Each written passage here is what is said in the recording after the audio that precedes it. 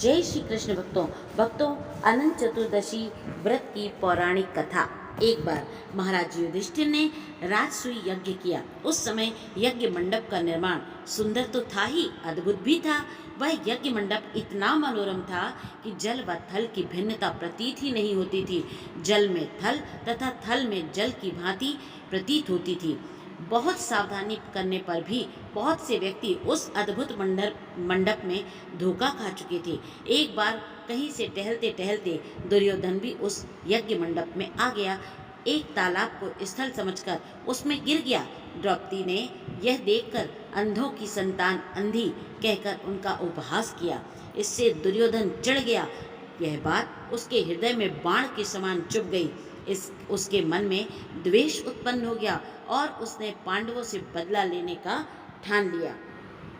उसके मस्तिष्क में उस अपमान का बदला लेने के लिए विचार उपजने लगे। उसने बदला लेने के लिए पांडवों को द्यूत क्रीड़ा में हराकर उसी अपमान का बदला लेने की सोची। उसने पांडवों को जुए में पराजित कर दिया। पराजित होने पर प्रतिज्ञा के अनुसार पांडवों को 12 वर्ष के लिए वनवास भोगना पड़ा। वन में रहते हुए पांडव अनेक कष्ट सहते रहे। एक दिन भगवान कृष्ण जब उनसे मिलने आए तब युधिष्ठिर ने उनसे अपना दुख कहा और दुख दूर करने का उपाय भी पूछा। तब श्री कृष्ण ने कहा, हे युधिष्ठिर, तुम विधि पूर्वक अनंत भगवान का ध्यान करो। इससे तुम्हारा सारा कष्ट दूर हो जाएगा और तुम्हारा खोया हुआ राज्य तुम्हें पुनः प्राप्त हो जाएगा।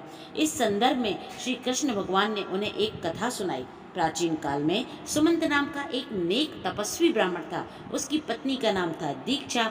उसकी पत्नी परम सुंदरी, धर्म पारायण तथा ज्योतिर्मयी कन्या थी, जिसका नाम था सुशीला। सुशीला जब बड़ी हुई तो उसकी माता दीक्षा की मृत्यु हो गई। पत्नी के मरने के पश्चात सुमंत ने कर्कशा नामक स्त्री से दूसरा विवाह कर लिया। सुशीला का विवाह ब्राह्मण सुमंत ने कौंडिल्य ऋषि के साथ करवा दिया। विदाई में कुछ देने की बात पर कर्कशा ने दामाद को कुछ ईंटें और पत्थरों के टुकड़े बांध दिए। कौंडिल्य ऋषि दुखी होकर अपनी पत्नी को लेकर अपने आश्रम की ओर चल दिए, परंतु रास्ते में ही रात हो गई। वे नदी तट पर संध्या करने लगे। सुशीला ने देखा वहां पर बहुत सी स्त्रियां सुंदर वस्त्र धारण कर किसी देवता की पूजा कर रही हैं। सुशीला ने के पूछने पर उन्होंने विधि पूर्वक अनंत व्रत का महत्व बताया। सुशीला ने वहीं उस व्रत का अनुष्ठान किया और 14 गांठों वाला डोरा हाथ में बांधकर ऋषि कौंडिल्य के पास आ गई। कौंडिल्य ने सुशीला से डोरे के बारे में पूछा तो उसने सारी बात बतला दी। उन्होंने डोरे को तोड़ करके अग्नि में डाल दिया। इससे भगवान अनंत जी का अपमान हुआ। परिणामतः ऋषि कौंडिल्य दुखी रहने लगे। उनकी सारी संपत्ति नष्ट हो गई। इस दरिद्रता का उन्होंने अपनी पत्नी से कारण पूछा तो सुशीला ने अनंत भगवान का डोरा जलाने वाली बात अपने पति से कही। पश्चाताप करते हुए ऋषि कौंडिल्य अनंत डोरे की प्राप्ति के लिए वन वन भटकने लगे। वन में कई दिनों तक भटकते भटकते निराश होकर एक दिन भूमि पर गिर पड़े। तब अनंत भगवान प्रकट होकर बोले, हे कौंडिल्य, तुमने मेरा तिरस्कार किया था, उसी से तुम्हें इतना कष्ट भोगना पड़ा। तुम दुखी हुए हो, अब तुमने पश्चाताप किया है। मैं तुमसे प्रसन्न हूँ। अब तुम घर जाकर विधि पूर्वक अनंत व्रत करो। 14 वर्ष पर्यंत व्रत करने से तुम्हारा दुख दूर हो जाएगा।